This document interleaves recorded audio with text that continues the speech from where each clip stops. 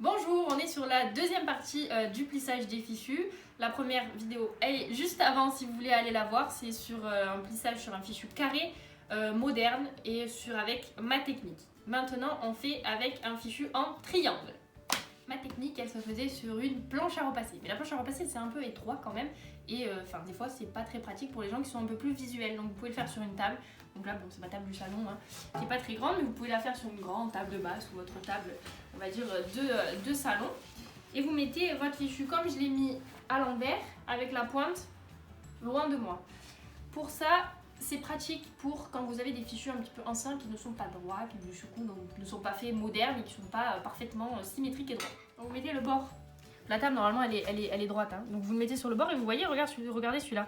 Là il est bien au bord, mais regardez sur le côté, on voit qu'il est pas du tout droit. Donc là on va dire que c'est la première petite astuce de tuto quand les fichus ne sont pas droits. En fait on va faire un premier pli qui va permettre en fait de faire un premier pli, on va dire assez le plus droit possible pour on va repartir du bon pied.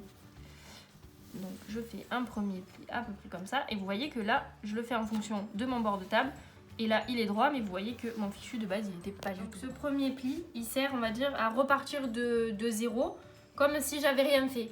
Vous pouvez aussi pour savoir de combien vous rabattez votre triche on va dire entre parenthèses, vous pouvez prendre un mètre et regardez parce que là vous voyez c'est un fichu avec de la broderie donc je le prends à la fin de la broderie donc là ça fait 20 et si je pars de l'autre côté hop ça fait 20 donc là je sais que je suis bonne et que je peux commencer à plisser donc faire mon premier pli en avant hop et après c'est la même technique que tout à l'heure avec la même technique que moi vous pouvez aussi partir de la pointe cette fois-ci avec le fichu à l'endroit et partir en fonction, comme vous savez, la hauteur de votre dos. Donc moi c'est 33, je vous l'ai dit dans la première vidéo. Je prends mon mètre, je le fais à 33, donc je sais que ça va être à peu près par là. Et je le fais en fonction des ponts. Et je commence mon premier pli comme ceci. Et je remonte.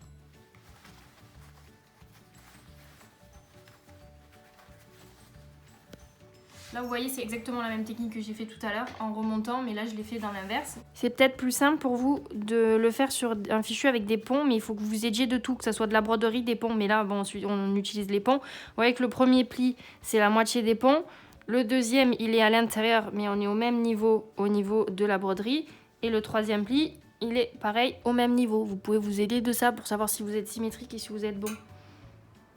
Si vous êtes débutante, il vaut mieux commencer avec un fichu soit avec des ponts ou soit avec des motifs mais qui soient vraiment symétriques pour que vous puissiez bien le plisser et que vous ayez des repères on va dire. Deuxième technique, beaucoup plus matheuse, j'espère que vous aimez les maths parce que là c'est fait pour vous avec la géométrie. C'est un truc, une technique tout dans la... mesurer, bien faire la symétrie. Je vous montre ça de suite. Alors on a su tout à l'heure que mon dos il faisait 33. Donc je pars de la pointe. Je mesure 33. C'est quoi ce centimètre? Je mesure 33 et je mets une épingle. Au niveau du 33. Maintenant, on met une autre épingle pour avoir le milieu.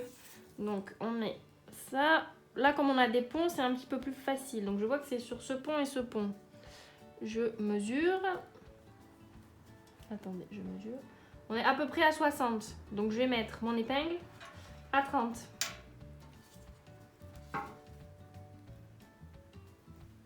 Hop, 30. Donc là, on a la croix. Là, je peux le décaler parce qu'on est au bon endroit.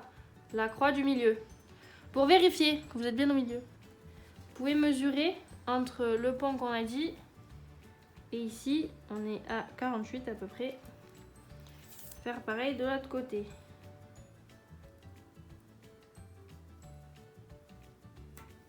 Hop, c'est bon, 48. On est bien au milieu.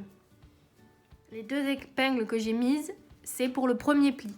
C'est avec celle-là qu'on va pouvoir faire notre premier pli. Mais de combien de profondeur on le fait, c'est là que les maths rentrent en jeu. Il faut que vous mesuriez de cette croix jusqu'au bout.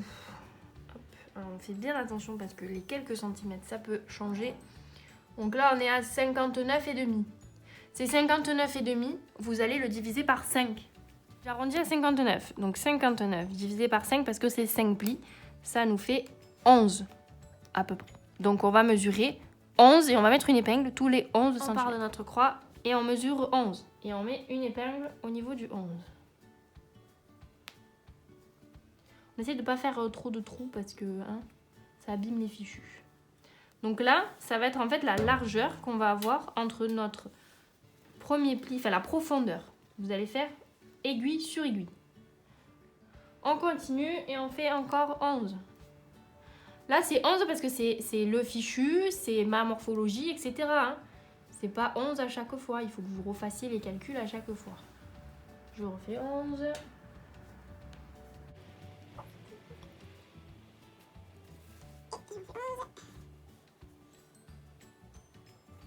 Et le dernier, je fais 11. Et comme je vous ai dit tout à l'heure en tout début de vidéo, ce fichu il n'est pas droit. Donc c'est normal que quand on arrive à la fin, il nous reste une petite marge. L'espace, c'est l'écart entre vos plis, la profondeur de vos plis. Donc vous allez prendre l'aiguille et vous allez la mettre sur l'aiguille. Hop, aiguille sur aiguille. Et vous recommencez. Aiguille sur aiguille. Aiguille sur aiguille, aiguille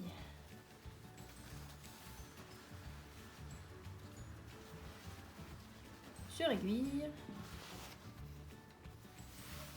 et le dernier, aiguille sur aiguille. Là, on est bon. Toutes les aiguilles, quand vous avez rabattu tous vos plis, on vérifie bien que toutes les épingles, elles sont bien en haut.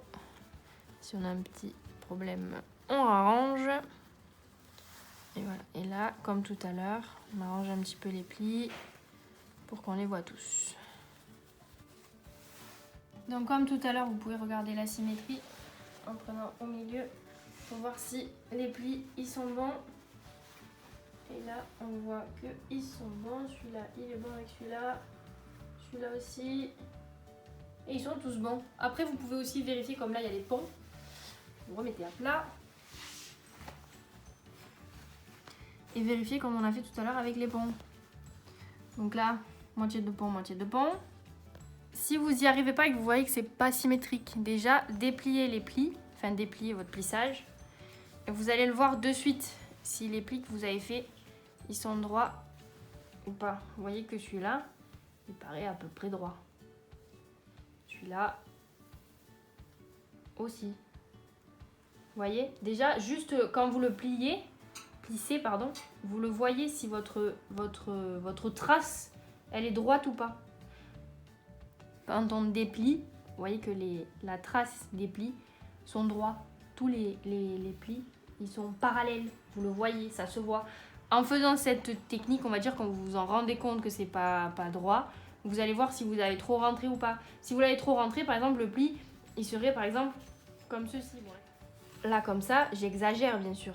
Si vous n'y arrivez toujours pas, eh bien, vous allez mettre votre épingle là à 33 pour moi, mettre l'autre du milieu, et vous pouvez mettre des épingles tout le long pour que vous sachiez que ça soit parfaitement droit.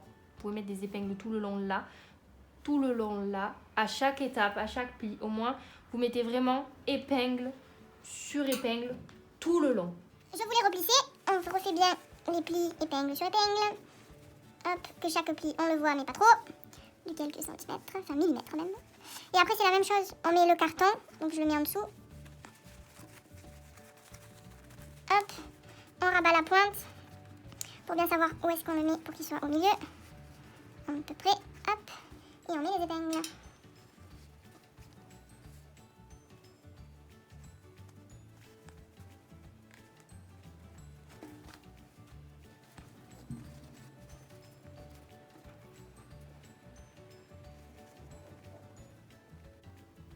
Et voilà, comme on n'a pas enlevé les épingles, on voit bien que mon carton, il est au milieu. Bien sûr, quand on a mis les épingles et le carton, on enlève nos épingles de repère puisque c'était que pour nous aider à plisser. On arrive au dernier plissage, le troisième.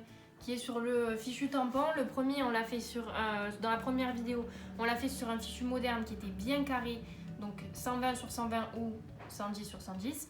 Le deuxième que je viens de finir, on l'a fait sur un triangle qui était un ancien, donc juste la pointe du triangle. Et là, c'est sur un rectangle, je vous ai dit tout à l'heure, 115 sur 105. Comme c'est un rectangle, on ne peut pas essayer de le faire pointe sur pointe. Regardez, si je le fais pointe sur pointe, comme c'est un rectangle, ça sera jamais bon. Hop, regardez, si je le fais pointe sur pointe, là déjà, la pointe elle est pas la pointe. Et de ce côté, on a un problème aussi. Vous voyez, regardez.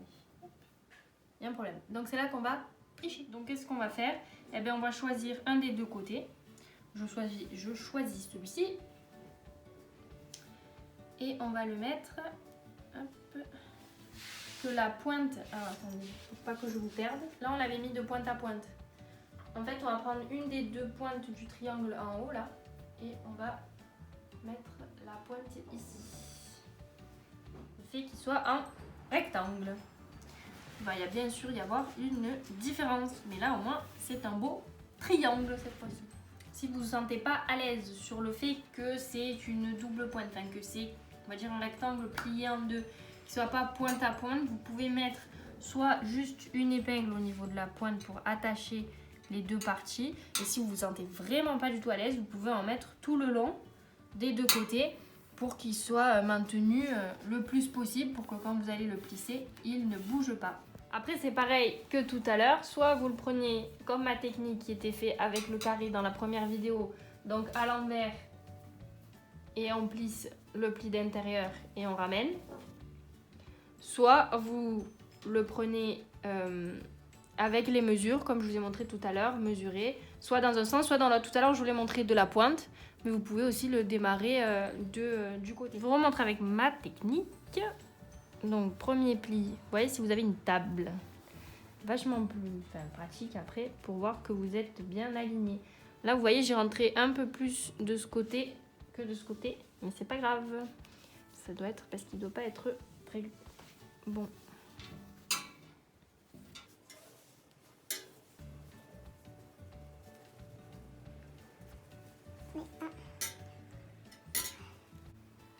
Deux, 3, 4